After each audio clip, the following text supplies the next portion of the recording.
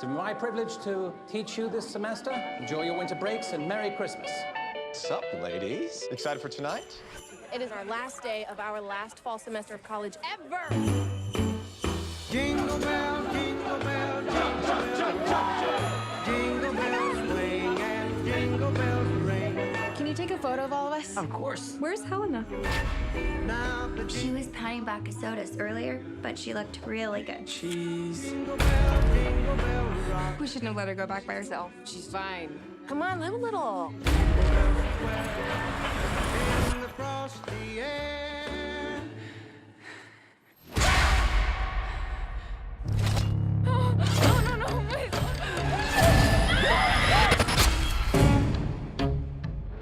Helena hasn't gotten home yet. If I were missing, I'd want you to unleash the bloodhounds and track me down. She was at DKO last night. Still creating problems, all right? Hello? Hello? I'm worried that something bad happened. It's winter break. Could just be a delay of some sort. Snow. My friend is missing. 9 times out of 10, the girl's just with a boyfriend. I will bring you to your knees. There's someone in the house.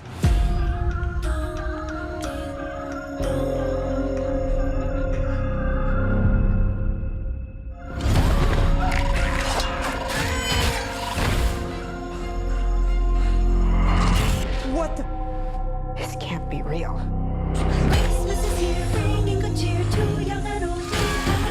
This school has 200 years of history. Many sacrifices have been made to keep our traditions alive. You're all insane.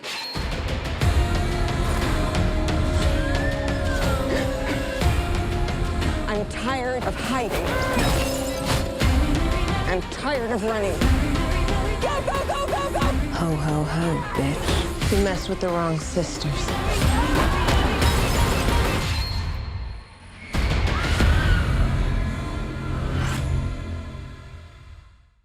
Games, Brrraaains Head-Banging Life here. Merry Christmas, happy holidays. However you celebrate it, we hope it is great for you. We always celebrate it in many different ways with a ton of rock and metal Christmas releases, a ton, as many as we can find, Christmas-related games, and of course, a ton of Christmas-related horror movies. Over the years, we've covered a ton on the site. If I keep saying ton, maybe you'll get how important, how many we've done. We've done a hell of a lot. In fact, so many that finding new ones these days in 2020 has been quite difficult. But this year we had a few more to go through. So over this kind of week period, you'll find a lot of video reviews about certain Christmas movies that we've never touched in the past. Ones you may not have heard of. Ones you definitely will have. In this case, the one we're talking about here, which is, of course, Black Christmas 2019. That's simply it. You call it Black Christmas 2019 because it is the third version of this film from the 1974 original, which is a veritable classic. Yep. So you have to say 2019. A, to make sure people know it's not the original. Yep. Just distance yourself way away from it. So. And of course the 2006 remake that came. Now the 2019 one isn't. I wouldn't call it a remake. I wouldn't. I'd call it a reimagining. I think we've got Black Christmas, the remake, and the reimagining. That's a very fair point to kind of see how these three films all work in conjunction with each other. We've done a 10 things about Black Christmas. You can check out over on the site 10 things we love and 10 things we hate about a Black Christmas trio. But this one, 2019 American slasher film, directed by Sophia Takal and written by Takal and April Wolf. Part of the Black Christmas series. It's a loose second remake of the 1974 Canadian film after the 2006. It stars, I've got a bit of a cast list here, the most important ones. Imogen Poots as Riley Stone. I do love that name. Imogen Poots. It's a nice name. Yeah. Elise Shannon as Chris Waterson. Lily Donahue as Marty Coolidge, Brittany O'Grady as Jesse Donovan, Caleb Eberhardt as Landon, and Carrie Elwes as Professor Gleason. That's our significant names. I didn't bother listing any of the men beyond Landon. No. There seemed to be. They're so like brief in it, aren't they? So. Now, I think it's important to preempt this. review, this talk through, whatever you want to call it, by saying that one of the most important things I wanted from this movie was, I said to you at the time when we were going to watch it, after we'd watched the 2006 remake, I just wanted something different. I said, let's not just do another remake. Let's do something wildly different. Just different enough to make me go, okay, this stands out on its own. And I got my wish. Yeah. Like, I cannot argue with that. I got my wish. This is different. From Black Christmas 1974 and Black Christmas or Xmas in 2006. However, that did not result in an enjoyable experience. Simply put, I'm going to lay it out right now. I really don't like this movie. No. Dull. And it's also very important to note here, because when we get into this, we're going to deal with some of the difficult subjects as to why we might not like this particular film. Male, female, two different perspectives here, both come away with the same result, pretty much. Now, we do begin in Christmassy fashion. As an unknown student, we don't know who this girl is, of a college called Hawthorne College. She's attacked on the street, basically, or followed for a bit by a Doctor Doom style looking villain, but worse. Oh, yeah. Like full on black cloak and a black mask. You think Doctor Doom from the Fantastic Four movies with Oh, who's in it? oh god, I can't even remember half of that cast. No. Chris Evans as Who's there's one? Yeah. Oh God, Flame. He's not Flame Boy, is he? Flame Boy. Yeah. People like that. Yeah. Jessica Simpson? No, not Jessica Simpson. Jessica Alba. Yeah. Yeah. Yeah, that one. That's what this villain reminded me of, the Doctor Doom in that. It does look a bit crap. But it's not the worst intro, because we don't really know what's going on at this point. She's impaled by an icicle, and when she dies, she sort of makes a snow angel and then is then dragged off. You do know it was first thing first here. Like, whoa, that was like a bloodless kill. Yep. Like, There's bloodless a pattern kill. there, isn't there? Yeah. Yeah, get used to that. Very important. This movie is a 15. A 15. Ridiculous.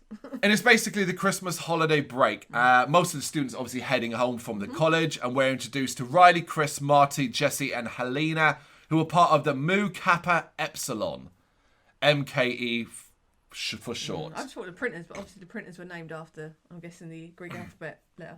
I guess so, yeah. But it's MKE sorority. And earlier on, we're given a little bit of detail about them. Mainly two more than any other, which is Riley, the main star. She is our...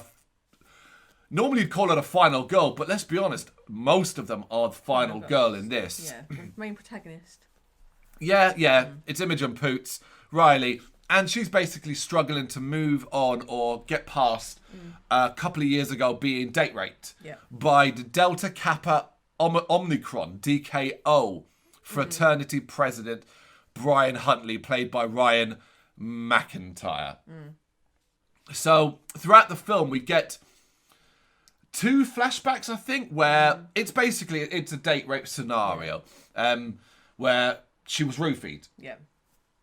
And the term struggling to get over it isn't necessarily fair, like in the sense like, oh, get over it, you silly bit, it happened years ago. No. But sort of things cause flashbacks, and he turns up back in town and stuff like that.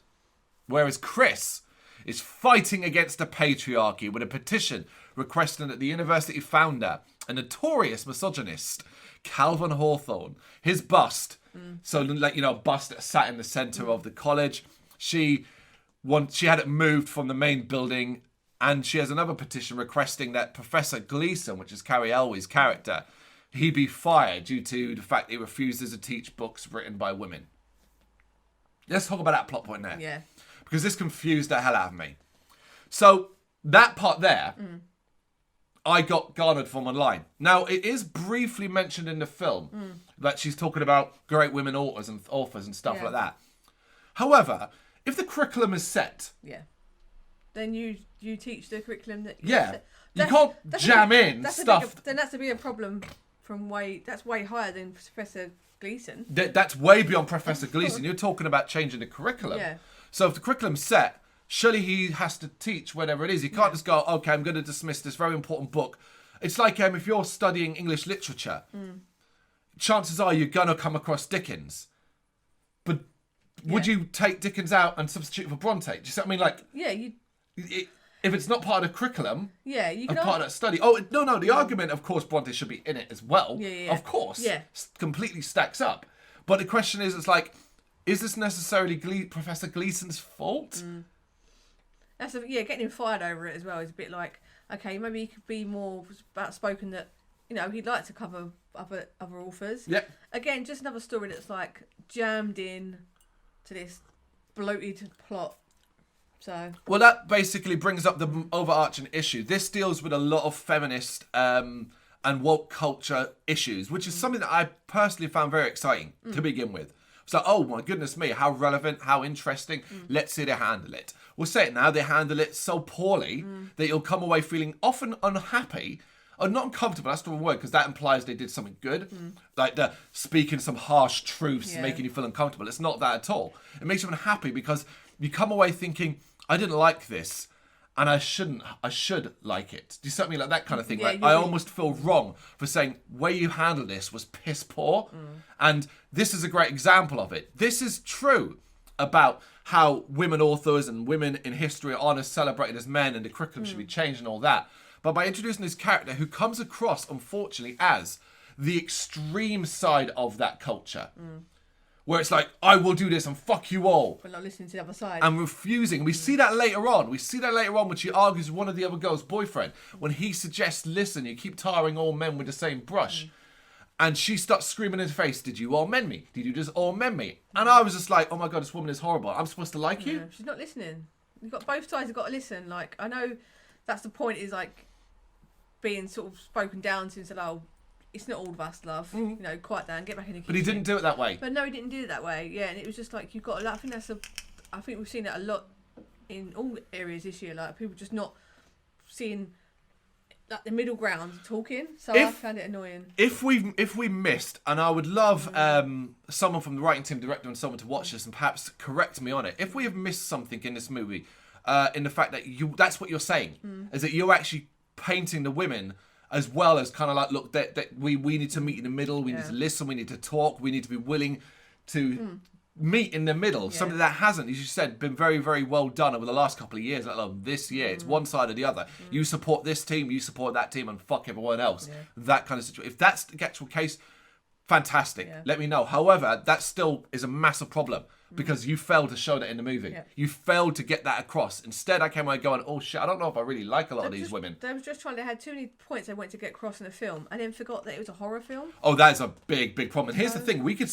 get stuck and spend hours talking about the feminist angles, the woke culture angles, and all of that, and the flaws and the problems with that. And I don't want to, because it is a difficult subject to talk about, particularly when me, bloke, sitting there going, oh, I'm going to talk about feminist angles in our movie. Here's the thing. I love it. I really do love the idea, particularly in horror. Goodness me, is that a direction to go in? But they didn't go, because it was a 15, because it didn't show any blood, they didn't have any kind of real impact of just picking an element and going with it and making it full on, balls to the wall. Yeah, like we'll get right behind you. It was just, everything was just a bit meh, and it was all kind of done just to kind of go, look how smart we are. And I just thought, I'm watching a horror film. I kept on forgetting that. Yeah, this is, calling this a horror movie. I mean, it is a horror movie. It is, but like we already said it's a 15. Now, to me, that isn't necessarily a big worry. When I mean, it did make me go, oh, that's not good, because it does obviously limit things. But you can get away with a lot in a 15 these days compared to what you could many, many years ago. However, this is a near bloodless movie, substituted with black tar. It's cartoony at times, and it goes down a supernatural route that is head-scratchingly fucking weird. And like I said, I asked for something different. I certainly got it. Then. Yeah. It's your fault. But continuing the story, they basically, the girls, this group of women, this sorority sisters, end up taking part in a talent show. I do like how this was handled, because I was initially critical of being like, oh, so you're all rallying against patriarchy, yet you're dressing in sexy Santa costumes about to go on stage and dance for people. Do you see what I mean? Yeah. Like, why would you just say, no, we're not taking part in this? Yeah, that's your angle. Yeah, like, no, we're not doing it. Yeah, you know, that kind of thing. But anyway, it turns out the whole point is actually so they can put on they can put on DKO, the fraternity, on blast in a song that blasts rape culture and the kind of behaviour of fraternities and stuff like that. No problem with this. It was weird. It's almost spoken song. It wasn't. There's no musical. It wasn't a good song. No. It wasn't good, but it had the impact. It got its point across, and I didn't mind it. I like that. I like that. Yeah. You know, that's the kind of. I also like that as their motivation. Here's the thing: I had this for motivation for a killer to start hunting them down, and then for every finger to be pointing at the fraternity, like that kind of a whodunit. Yeah. It would all make kind of sense. I think in the late 90s, early 90s, that's what it probably would have been. But instead, obviously, this is the fraternities are the bad guys throughout. Yeah. Not just a fraternity, though, all men. And this really was seen, at the end of this scene, it kind of made me realise, oh, okay, this is this kind of movie. Yeah. So what it is the crowd. And it's not just, it's all sororities and fraternities and stuff like that. And locals, I guess. Locals, because there's a right mix of people. Friends of people that live in the fraternities. Yeah. So. And in that crowd, it's a mixture of men and women. All the women are cheering. Every single man, regardless of their association, is booing, except Landon. Yeah, you'd have more people looking uncomfortable with it. But every man is booing. But on the one small argument, would you go to? I mean, I'm guessing fraternities have got like what's the word? Reputations. So like you're going to a party thrown by them. Would you kind of like if you're not cool with it, you just wouldn't go? Is that a party thrown with them? It's a talent show for the college. Yeah, I thought it was just for them. Oh, you will not. This had me believe this scene is every single man. Yeah, yeah, and to the point where when they're leaving down like their hallway, laughing and joking about what they've done, like loads of men are getting up, going boo, boo, and I'm just like, oh, okay. So just every bloke's a dick, barring the one guy, Landon, but he's not a dick because he happens to fancy Riley and he's nerdy. Yeah. I hated it. It kind of ruined. I was just like, oh, okay. But during that, it's important as well to note that this is where Riley sees Brian as back in town. Yeah. The frats, the heads of the frats, I mean, they got villain written all over them. They're generic American white boys. Yeah. And they wear these cloaks, and you look like idiots. Yeah. I mean, we should note this movie is a low budget offering. I believe it was made for $5 million, and you kind of do notice that as well with this kind of talent show. And tied into the whole Christmassy feel overall, feels cheap. This looks like it was set up in a goddamn community hall. Yeah. You can say, well, okay, that's probably college based and all that, but like, let's talk about the Christmassy angle now. Then let's interrupt the plot thing and talk about the Christmassy side of things. Barely. I mean, they didn't show. They showed the inside the actual girls' frat house, and that had like the tree and people rushing around putting presents away and stuff. The frat house and the boys' house, there was just trash from the party. There wasn't much Christmas stuff going on. Yep. Nowhere else really. I think the coffee house where she works might have had There's some lights on the front of the house, but that's it. It's kind of like we decorate a tree and you don't do the back of it. That's what it is. Do the back of your tree. You can't see the back of the tree, so you can if you're angler, right? Yeah, the Christmassy angle, when particularly coming off the back of a very bright and colourful original movie and a garish. I use the word garish in a positive way for the 2006. To see it so scaled back here, made me go, oh. Yeah, like the second film, it was like the Home Alone street on crack, weren't it? Really? Yeah, like, just over the top. Home Alone Street on crack, yeah, you're not wrong there. But this one was just about, oh, okay, so here's a brief. It could have been the week after Christmas, like the in-between week after Christmas, between New Year's, when everything's like calming down. Yeah, relaxed. okay, yeah, like Christmas has already occurred. Go on, been gone. That weird week, everyone's just eating cheese and not knowing what day it is. It was that. Okay. To me, so that's not bad. That's not bad. You're right. Yeah. During this period as well, this is where Riley. Well, I think it's when she saves her friend Helena from. This is a good scene. Helena rescued.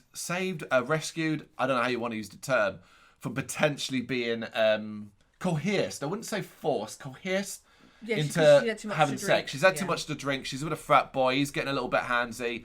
She's a bit like, no, I don't really want to do it. And it's Riley that sort of stands in the door, and the frat gets pissed off and storms off, calls them all cock teasers, because old men in this movie are dicks. And old men in this movie are dicks. Yeah. And I know we've got Landon, but even by the end I was like, well, you're still a dick, because you still turn to the dark side the moment you got the opportunity to. But it was a well done scene, because it was quite subtle. Like, she didn't just storm in and go, get the fuck off my sister. It was like, she literally just stood there like, what the hell's going on? You're like, you're going. And then looked after her mate, got her home, But she never gets home. She gets killed by the killer on her way home. That's important as well, because we get a load of the non-important ones picked off bit by bit. Riley also, during this period, sees a strange ritual involving new pledges for DKO.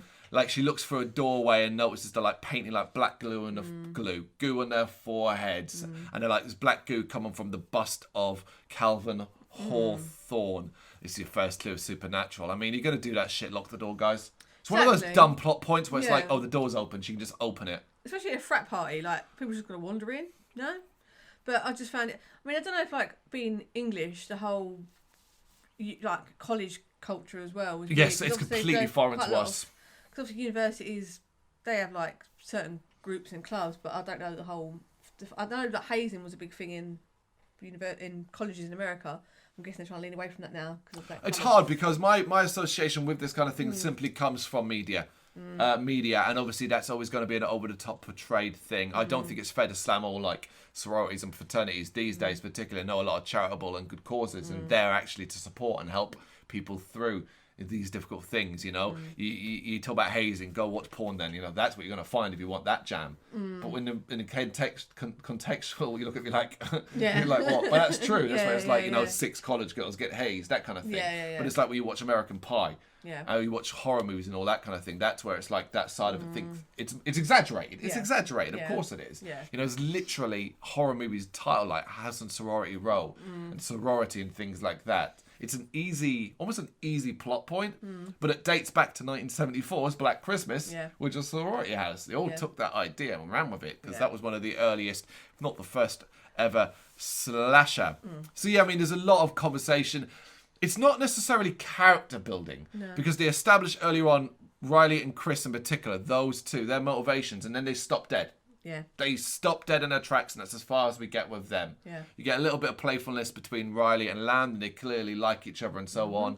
And it is nice that they haven't turned Riley into a I don't trust all men or I hate all men and stuff like that because of one particular instance. Because it would have been easy to do, right? And it makes her stronger about being over the, like, it gives a bit of strength to it. It's like she's moving on and she's talking to it like she's finding new friends and stuff. It's a college. I'm guessing you have to kind of do, otherwise you have to leave college if you couldn't carry on with it like that. Of course. Ultimately, as well, like, we should mention this. Obviously, she accused him of rape, but there was no evidence. And he obviously got away with it. And that, I find that plot point, while useful, lacking.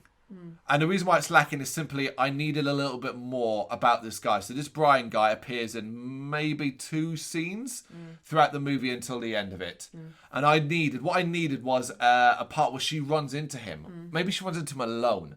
And he's leering and looming over her. And she's frightened of him. And he's like, you tried to destroy my career. You tried to destroy my life. And say things like you wanted it, you know, it was, you know, that kind of thing. So I could be like, fuck, dude, you are the worst. Don't get me wrong, he is the worst, but I wanted to, by the end, I didn't care about him either or. That's the problem. Whereas I wanted to hate him. Right? And already I can see people, well, he raped her, you should be hating him already. And it's like, you remember watching a movie here? Dial it up. Dial it up. Make us, give us our characters. Put those villains square and centre and make them villainous. And I think a scene like that, particularly she's wandering around that frat part. So it could have worked, and it could have been a minute long. And it would have been like, they missed that one because she was it was a focused. Because ultimately, I think they want to make. Here's the thing, they want to make these women strong in this movie, but the biggest flaw is, all they do is tell you they're strong. They never truly show you that strength. And I'm not talking about a strength to fight off a fucking supernatural killer. I'm talking about the strength, as you say, to carry on when that situation happens, to confront. You know, you've got, like I said, you can say, well, the talent show and all that, but I'm talking about individualistic moments where you're like, okay, this is a good example of it. And the movie, like I said, loves to do these things where it tells you, and they talk about what kind of spirit animal they would be. And we get the ant scene, which is horrendously done. You know, you want to explain the ant scene? Oh, God, when he said, because ants, they work together. And, oh, God, it was just, it was one of the... They're the strength to lift each other up. Yes, that was it. Yeah. I was like, oh, God, we don't need that jammed in there. Yeah. But eventually it all comes to a head at their frat, and it's Riley and Chris are attacked with a couple of other girls. A couple of them are killed by the masked man. I think this was the moment where we realised, I think in the 10 things I said it to as well, the moment where you realise, oh, this is a bad movie, as this killer appears and goes, what, he's using a bow and arrow? What the fuck is happening? Yeah, ridiculous. Ridiculous. It just looked really stupid. Stupid, right? Yeah, nothing. I said make something Christmas themed. I don't know how you would do that, or just not as fucking stupid as that. It's so stupid. An old weapon from that was hanging up on the wall with a frat hat. I don't know, but just fucking bow and arrow. It was generally just like, wow, and that's so stupid. It felt like a cheesy 80s movie suddenly. Yeah. They actually end up fighting off and killing this guy, and then we get the big reveal. As there's more, all dressed the same, black cloaks and with masks on. They actually also see after they kill one of them that there's black glue. Why do I keep saying glue? Goo. Black goo leaking out of him. No blood, black goo. Riley ends up thinking Hawthorne, who are now apparently dabbled in black magic. You get this suddenly bit of MacGuffin thrown in. Oh, Hawthorne dabbled in black magic. This is while they're trying to escape in the car. As we see across the town, another another sorority is being attacked. So she thinks Hawthorne's connected. She saw the butt. She basically puts 2 and 2 together and somehow gets fucking 12 to get this, because it's like, oh, I saw black goo. Here, black goo. The bus was, black magic. Possession. Yeah. It's like, whoa. I mean, that is a jump, right? Yeah. Definitely, because you can you can rig for stuff. You can kind of like, just another boring. But she ends up enlisting the help of Landon, who obviously likes her, and they enter the fraternity. And this is where Chris and Riley actually split up here, because Chris goes to get help. Yeah. And Riley wants to fight, whereas Chris, obviously being the whole, I want to fight patriarchy, wants to get the police involved, that kind of thing. So, again, that's a missed opportunity there as well. Surely Chris should have been like, yeah, let's go fuck them up. Yeah. Instead of, no, I want to go get the police. Yeah. I mean, later on, obviously, comes back in the end and they all come in with a weapon. We'll get to that. Yeah. But yeah, so that's how they end up separating, and that's how she ends up getting help from Landon. And it's actually Chris that runs into other sorority sisters being attacked, and she helps fight them off. At the DKO house, the frat boys end up using or convincing Landon. I mean, this is the problem, I don't really get how it works. I don't get how this possession thing works. So basically, the plot point is that Calvin Hawthorne, let me see if I've got it written down. So when the bus got relocated, they discovered that Hawthorne had a plan involving a spell and the black goo that's inside his bus to keep unruly women in check, to return it to allow to simpler times when women were subservient to men. The goo allows the spirit of Hawthorne to possess the fraternity's pledge and then send them out to murder women who step out of line. That is legitimately the plot's point of this movie. How fucking absurd is that? Ridiculous. It was just, And having an actor of Carrie Elwes' caliber explaining this and watching him crash and burn. Like, because at first we're like, oh, cool. And then, pretty quickly. It's just, the more he talks, the more you're like, Well, they made some links really quite clear at the beginning that I spotted. With him, yeah? Yeah, so at the beginning when I think the very first girl's been texting, it's like, there's pigs, there's like little, uses pig emojis. Whoever's following her uses pig emojis. Yeah. And that's that. And then the Carrie Elwes character, the professor, is talking about big words swine on the board and how it's all linked. You spotted that swine thing as well. And I was like, oh, well, he's clearly the bad guy. And but they made him to be a bad guy on all levels, so it was just like really easy to kind of. It was lazy almost, weren't it? I kind of really didn't. I wanted it again. It could have been an important thing where it's like she thinks it's him under the mask, and it's revealed not to be. Yeah. In fact, I said to you, "Let it be a woman. Please let it be a woman underneath that mask. Let it be a woman." What an excellent angle to show that some women want that as well. Yeah. Which you do kind of see, as it turns out, one of them, Helena, is it? Yeah. Yeah. No. I think it is. Is it Helena? I've written it down. The slim one with the dark hair. Okay, is actually in league with them, and she wants to return that way. She knocks Riley unconscious. But then they end up killing her anyway, even though she pledges their allegiance to them, and she gathered items of them so they knew who to target. They kill her anyway? Yeah. So surely's the point. What's the point then? Yeah. What's the point? If you make rules, you've got to stick to them. Yeah, absolutely. You literally destroy a rule. But I really, like I said, would have loved the idea that it was revealed to be a woman, and that Professor Gleason was not involved in the slightest. You know, like Yeah. that was your misdirection. Because like you talked about earlier on as well. There's an earlier on scene where Riley and Gleason talk outside, and she's a bit uncomfortable, and she sees like he's got a list of names, including sorority sisters, and he complains about Chris's petition and stuff like that. How good would it have just been? Yeah, that's all it was complaints. And that was a list of women that he thought were complaining against him and he was going to report or whatever like that. But it was a woman underneath the mask. Yeah. But of course it's not. It's Professor Gleason. And it's all the sororities are standing there going, heh, heh, heh, heh. And it's just like, fuck this movie. It was Helena, you're right. I did write it down. But in the end, like, all the rest of the sorority sisters bust through the door. And you get this slow motion fighting scene. And it's just so like... This movie's jumped the shark. It has gone off the fucking cliff. What is happening here? Like, I can see the writing team's mind, the writer's head. This is going to be so epic. Women are going to be standing up in this theatre, screaming and going, yeah, yeah. And the men are going to be like, you know? Yeah. And it's like, did at any point in this, did you feel empowered or emboldened by I was this? just like, oh, fuck's sake. Just stupid weapon.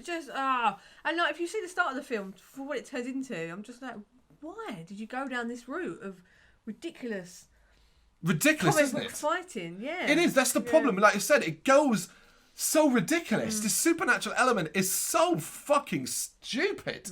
It's like, what the fuck's going on? I read a review comment that said it was like an episode of Goosebumps, Which is so good. Yeah, Which is such a great. That person. It was IMDb, wasn't it? Yeah, I was like, well done. That is exactly what it's like. You know, a little bit edgy, so it might say, "Oh, teenagers only," which is what Goosebumps is recommended for. But yeah, it's trying to be edgy, but it tones down so much and. Supernatural. Well, like I said, we could bitch and moan about that one. There is one good scene in this fight. Is the one thing I picked out and went, I like that, but I'd have liked it a lot more if you'd done what I asked earlier on. So basically, Riley and Brian start scuffling, and bear in mind this is like the third time we've seen Brian. Yeah. And picking him out of the crowd is not easy. He looks like any bloke ever. Yeah. And he ends up overpowering, and he's on top of her. And during that, she's like having like those brief flashes back to the same sequence of events that involved when he raped her. But this time, she overpowers him and turns the table and is on top of him. That's cool. Yeah. That's an important Yeah. The problem is, it's in this movie. Yep. I don't care for Riley. I think it's very important. I do not care for Riley, Chris, or any of the other characters. I never really felt connected or interested in their plights. No. And like I said, I care even less about Brian getting his comeuppance. Yeah. Yeah. You know? That's the thing, isn't it? You're supposed to be the opposite of that. You're supposed to be like you said, whooping and cheering for these people. Yeah. And I want to. I want to. Yeah. I love the idea of villains getting their comeuppance in horror as well. We don't always do that, you know? But I'm cheering on Jamie Lee Curtis in Halloween. I'm cheering on Ellen Ripley in Alien. Yeah. I'm cheering on these strong, powerful women. And you can say, oh, well, Jamie Lee Curtis just runs and screams. She fucking wins, doesn't she? Yeah. You know? And look at the latest Halloween. That is a strong female character and stuff like that. I'm not cheering on these women because I don't like them. No. Same. Because he didn't make them likeable. No. You just tried to do too much. Absolutely, you're trying to do way too much. But yeah, she ends up destroying and smashing the bust on the floor, which, and again, we were just like, wait, what? This snaps Landon out of the trance, but apparently doesn't snap any of the other pledges out, the fraternities. Yeah. And they all continue, like, and I was like, oh, how disappointing. How good it would have been like if it did snap them out and they're generally shocked and disgusted by what's going on around them. Yeah. Like, imagine that. And it was like, oh. So well, some of them, like, say. Well, even some of them. Yeah. Some of them, like, I would say, like, to balance out. Yeah, to balance out, because there are going to be some massive dickheads. And there'll be some like, wait, what the fuck's going on? Yeah. Hey, what the fuck are you doing? Like, bro and stuff like that. You can even throw in the bros and mans and stuff like that. You want to keep it that way. But yeah, just something. But no, everyone stays bad, barring lovely old Landon, who's horrible in this movie. He's so boring as a character. Seen his type before. And the women escape. Oh no, they set Gleason on fire. Chris sets Gleason on fire, and they run out and then lock all the fraternity inside. Yep. Which I really. that way. You've just killed. And how are you going to be explaining that to the police? You're never possessed by black goo. Yep. What? But that's all in there. It's all in there. That definitely is all burnt up from the fire. Yeah, we just killed like 20 blokes. Yeah. Yeah, you're all going to prison. Yeah, unless they count the ones there was a couple of bodies back. They could probably do that, but it's Still, it's not going to hold up. I think it's going to be a very difficult court case. These women are in a lot of trouble. Yeah. Which is again a really, really like, oh yeah, just finish the movie then because we can't. I've seen this happen before. Like, I think Scarecrow's 2, The Messenger, where and in the end of it, I was like Norman Reedus' character and all that, leaving like with his family and all that, and I was like, you got to explain that this Scarecrow that it's now gone and destroyed, killed out police officers that are now dead in your barn. This isn't a happy ending, I'm afraid. I always wondered that in film. I always wondered that in horror film. Yeah, you have to detach yourself, right? Yeah. Because otherwise you're a lot like, no, that isn't. Like you serial know? killer films is a bit easier because it tends to be like actual wounds and weapons and they're humans. But supernatural, I'm like, how the frick do you actually go, yeah, this is what happened, guys? And they're like, okay. Okay. Yeah, all right. Cutting you away. Yeah, you have the right to remain silent and all that thing. Yeah, weird. But yeah, we stopped the movie here, so we actually missed the mid-credit scene that I rewatched last night. Oh. Don't worry. Don't worry. All it shows is the cat. Now, actually, you can explain the cat. Oh, yeah, so apparently they originally had a boy cat, Claude, which was the exact same name as the boy cat from the 1974. But they changed it to a female cat called Claudette. So apparently they actually sent the boy cat back to the shelter and adopted a female cat. Doesn't that make you kind of feel a little bit unhappy, right? Because how hard would it have been just to keep the same cat and call it Claudette? Yeah. Strange, right? Yeah, just what's the point of a boy cat? He ain't done nothing wrong. Yeah. But yeah, so we see this cat licking some of the black goo. Oh. Bum, bum, bum. That's your mid-credit scene. Wow. Yeah, I know. Is that sequel? But what? Oh, don't. But it was a female cat anyway. Yeah. So what difference does it make?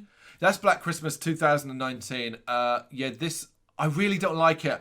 I mean, for me, there are some critics out there saying that it is better than the remake, but only marginally. For me, it's actually worse than the 2006 remake because it lacks all the Christmassy elements, confuses everything, does a piss poor job of telling a decent woke culture, rape culture, fighting against a patriotic story.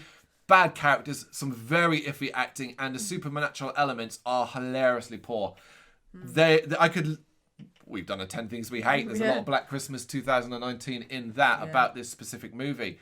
And I just find it's really, really sad because it's I worry that criticism of this movie is going to get people into difficulties almost, if that makes sense. Similar to how, and it's the best analogy I can think of, to the Ghostbusters remake that occurred X amount of years ago with the all-female cast. If you didn't like that movie, you were often branded as misogynist. You don't like it because it's women and all that. And now, over time, a certain period has passed, most people accept, no, it's just not a very good movie. Yeah. It's simple as that. But at the time, it was near impossible to talk about that movie without having some form of one side against the other. It's just unfortunate because obviously I know historically horror films they put women are victims. Yeah, they put women as victims. They just bimbos. They just sort of send out naked.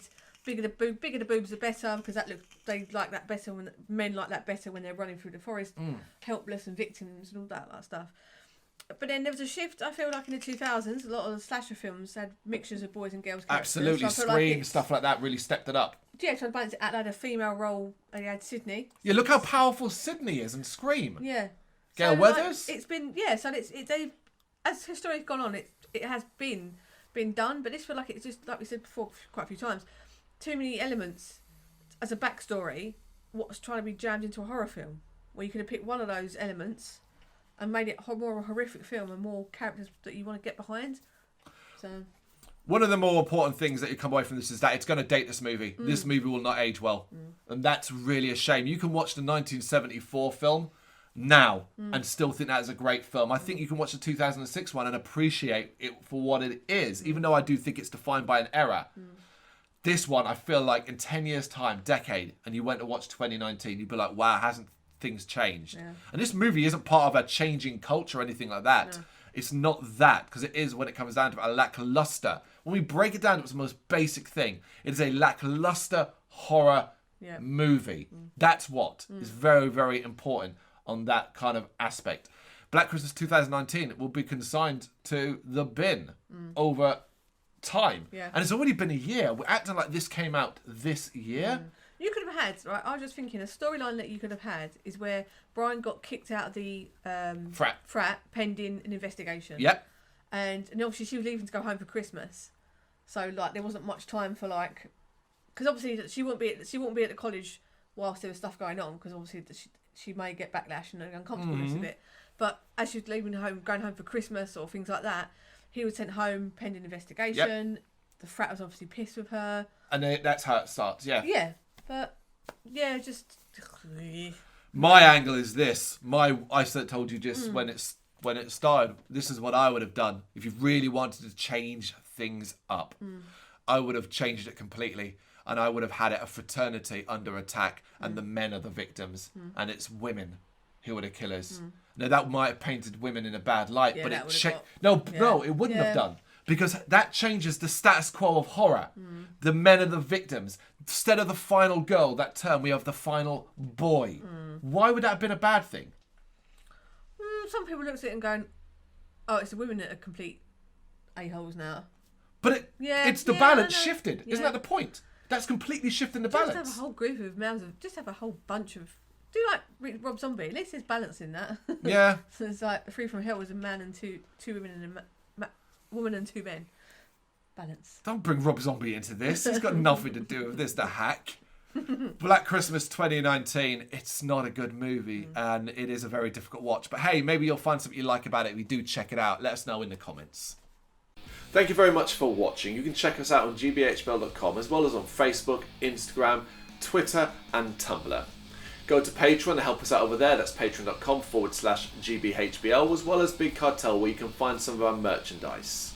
We have a podcast running on SoundCloud and Apple Podcasts. And of course, if you like this video, do us a favour, hit the subscribe button and help the channel grow.